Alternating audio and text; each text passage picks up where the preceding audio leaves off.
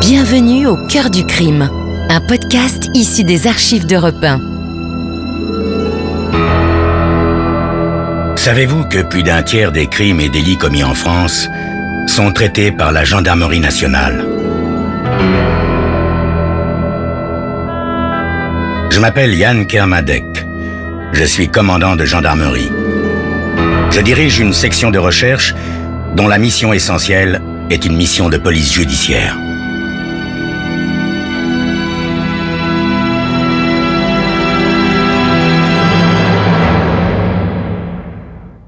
L'histoire que je vais vous raconter est une histoire vraie.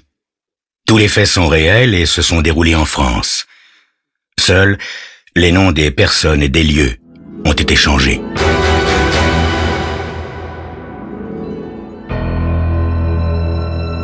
Il se passe jamais grand-chose dans la petite ville de Pécabou. C'est pourquoi je sursaute et lève les yeux de mon journal quand j'entends une petite voix demander « Je voudrais parler au shérif, monsieur. » Il a une brosse de cheveux blonds, des taches de rousseur comme des pièces de 10 cents, les dents de devant en déroute. Pas plus de 12 ans à vue de nez. « Je suis le shérif, petit. C'est à quel sujet? » Je voudrais parler des deux hommes que je viens de voir, monsieur. Ah ouais? Ouais, même qu'ils ont les mains attachées avec du fil de fer. Puis je les connais pas, monsieur. Tiens. Encore un gamin qui regarde trop la télé. Les mains attachées avec du fil de fer? Et puis quoi encore, petit? En plus, ils avaient un gros morceau de sparadrap sur la bouche. Et puis ils me regardaient avec de drôles de yeux. Il me fait un drôle de petit sourire pour donner plus de poids à sa déposition. Même s'il regarde la télé, j'ai le sentiment que ce gamin a fait une rencontre inhabituelle dans notre bonne petite ville de Pécabou. Tu les as vus où, mon garçon? J'allais chez le dentiste sur mon vélo, puis je me suis arrêté au carrefour de Donaldson parce que c'est dangereux et ma maman a dit toujours qu'il faut s'arrêter. Alors, j'ai regardé dans le fossé, puis j'ai vu deux hommes, comme je vous ai dit, attachés au gros tuyau sous la route avec du sparadrap. Tu leur as parlé? Vous pensez bien que non. Ma maman, elle veut pas que je cause à tous les drôles de types que je rencontre. Mais je suis quand même venu vous le dire parce que c'est mon devoir de bon citoyen, monsieur. Je fais un effort pour réprimer un sourire. T'as très bien fait, mon gars, t'es un bon citoyen, dis-je en me levant et en prenant mon arme de service. Allez, maintenant, file chez le dentiste. Je peux pas venir avec vous, shérif? Qu'est-ce qu'elle t'a dit, ta maman, hein? Que je dois aller chez le dentiste. Alors, fais ton devoir et puis moi je vais faire le mien. Alors que nous sortons, l'express pour Chicago passe à grand fracas sur le remblai à 20 mètres du bureau. J'ai pris mon car ce matin à 6 heures et je ne suis pas fâché de prendre un peu d'exercice, même si c'est pour aller au carrefour Donaldson, un désert de labour en ce mois de novembre. Je traverse la rue qui passe sous le tunnel du chemin de fer et je la remonte jusqu'à l'endroit où j'ai garé ma voiture. En temps normal, on utilise le parking de l'hôtel de ville, mais il n'ouvre qu'à 7 heures. La nuit, une grille d'acier le protège contre l'intrusion des amoureux ou des voleurs. Un énorme camion semi-remorque est garé juste devant ma voiture. Je note que le nez de l'engin est à moins de 6 mètres de l'entrée du parking, en deçà de la limite du réglementaire.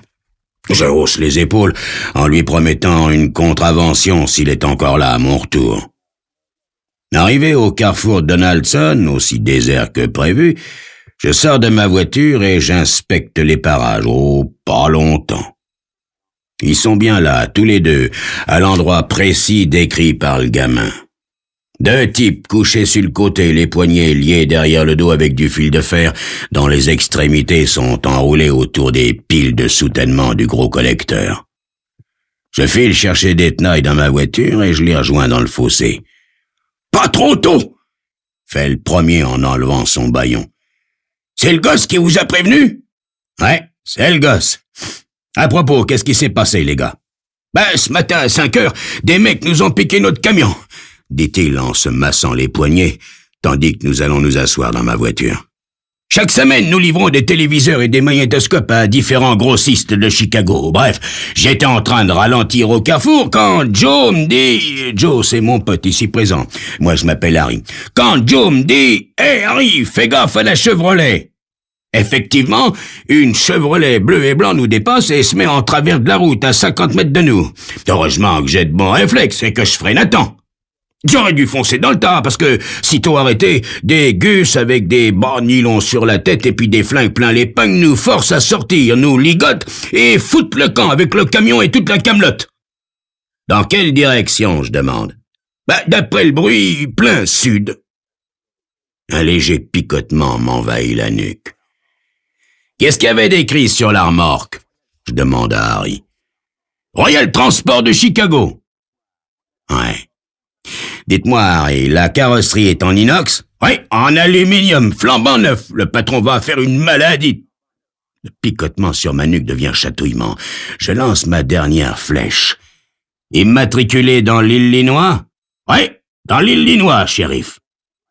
Dans ce cas, les gars, vous pouvez reprendre le volant. Je pense que vous aurez juste quelques heures de retard. Comment ça, shérif? Parce que votre bahut était garé tout à l'heure en face du commissariat, voilà pourquoi. Je dépasse quand même la limite de vitesse pour rentrer en ville. Même si je suis certain qu'il s'agit de leur bahut, un petit doute persiste. Nous arrivons presque en vue de l'hôtel de ville quand Harry se penche sur mon épaule et s'exclame « Oh, c'est bien lui! Sans charrier, vous êtes un super flic, shérif! » Ouais, enfin, disons que j'ai une super chance, dis-je en me garant. Harry plonge hors de la voiture et court ouvrir l'arrière du camion. Et le plus beau, c'est que tout est à l'intérieur. C'est une blague, de l'humour local ou quoi, shérif? Ils sont peut-être tombés en panne sèche. Impossible, il reste au moins 200 litres. Si on passait à mon bureau, dis-je terriblement perplexe. En tous les cas, voilà ce qui s'appelle une affaire rondement menée. Des cas comme ça, il peut s'en passer tous les jours à Peekaboo. Pas sûr. Pas sûr. Comme vous le verrez dans quelques instants.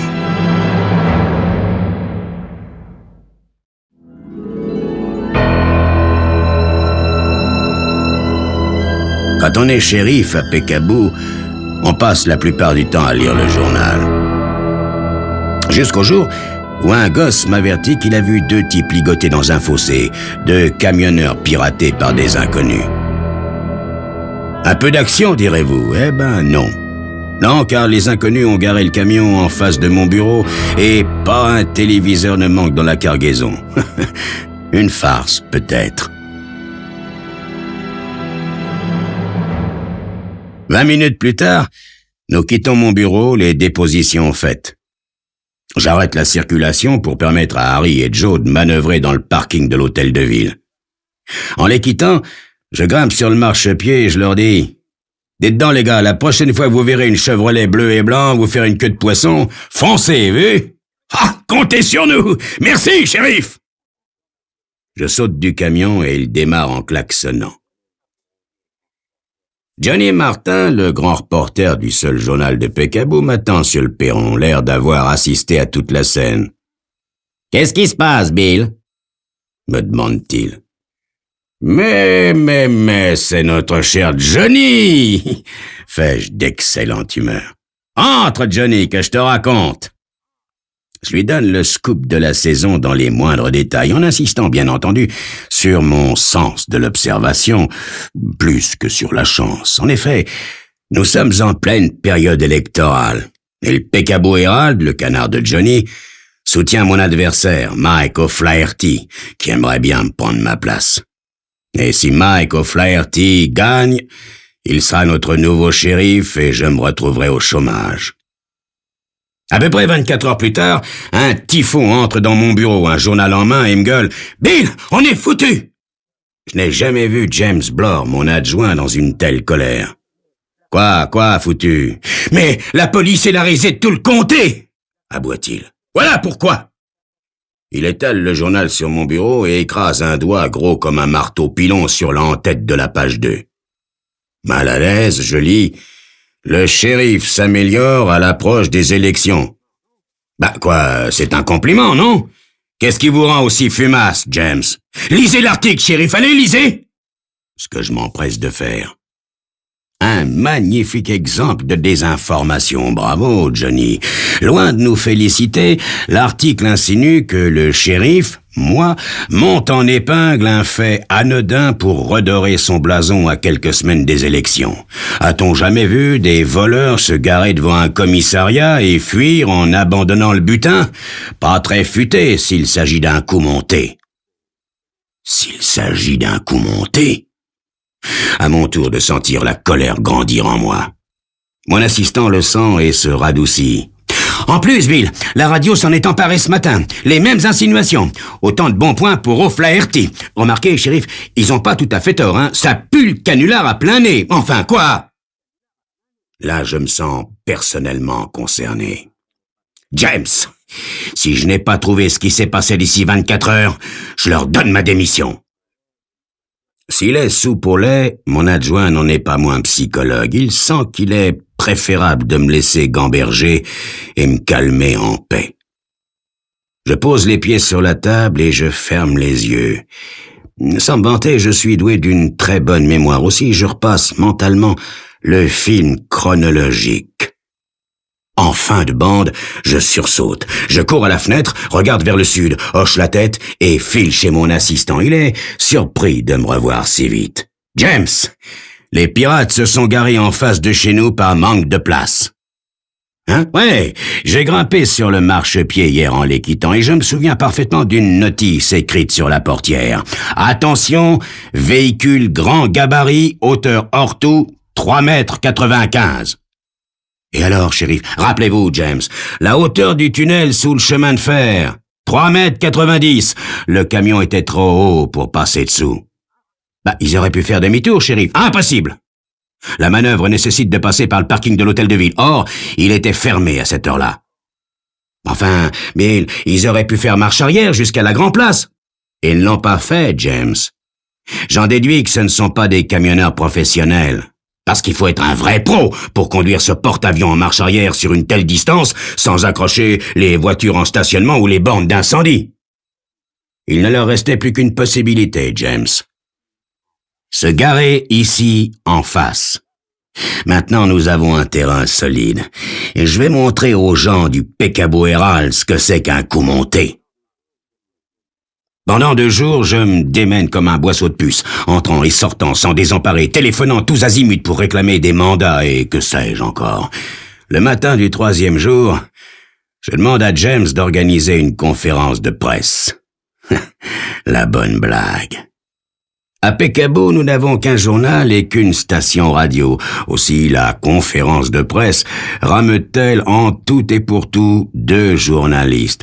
Johnny Martin, du Herald, et Ab Calford, rédacteur des infos radiophoniques. Cela dit, ils se pointent comme convenu à 2 heures et James les introduit dans mon bureau. Je les accueille avec le sourire. « Comment ça va, les gars? Alors, on a essayé de me mettre sur le dos des manœuvres politicardes, hein? » Johnny essaie vaguement de dire quelque chose. « La ferme! Je vais vous apporter des faits au sujet du vol. Des faits et pas le fatras de suppositions venimeuses dont vous êtes le spécialiste, mon cher Johnny. Maintenant, place à l'information, la vraie. » Et je leur parle de la hauteur du pont de chemin de fer sur Front Street, ce qui a l'air de les réveiller un brin. Maintenant, messieurs, je vais faire ce que tout shérif est censé faire après avoir retrouvé des objets volés. Retrouver les voleurs. Pour commencer, nous n'avons pas affaire à des professionnels. Ils ne se seraient pas laissés piéger par la hauteur du pont, n'est-ce pas? Non, ceux-ci, dans leur affolement, n'ont pas lu la notice affichée sur la portière. Quand ils ont compris trop tard qu'ils étaient coincés, ils ont préféré abandonner tout le Bataclan. Pourquoi n'ont-ils pas transbordé le chargement ailleurs? Excellente question. Le jour se levait. J'en conclus qu'ils craignaient d'être reconnus. En tout état de cause, messieurs, ces voleurs, ce sont des gars du coin. Autre chose, ils devaient se douter que les convoyeurs seraient rapidement découverts dans le fossé. Aussi, ont-ils prévu de mettre le camion à l'abri des regards indiscrets le plus rapidement possible, c'est-à-dire quelque part dans les environs. Vous me suivez? Bien. Question. Où seraient-ils allés s'ils avaient franchi le tunnel? Réponse. Dans une planque susceptible d'accueillir un poids lourd de haut gabarit. En tant que journaliste, vous voyagez beaucoup, n'est-ce pas, Johnny? Servez-vous donc de votre mémoire et dites-moi si vous ne voyez rien de semblable dans un rayon de 20 kilomètres environ. Non, je sais que c'est une grande distance pour le Peekaboo Herald, mais essayez tout de même. Le piscopie local se met à brûler ses neurones. « Le garage Weldon !» s'exclame-t-il. « Ah! Enfin, vous me rassurez, Johnny. » Oui, le garage Weldon.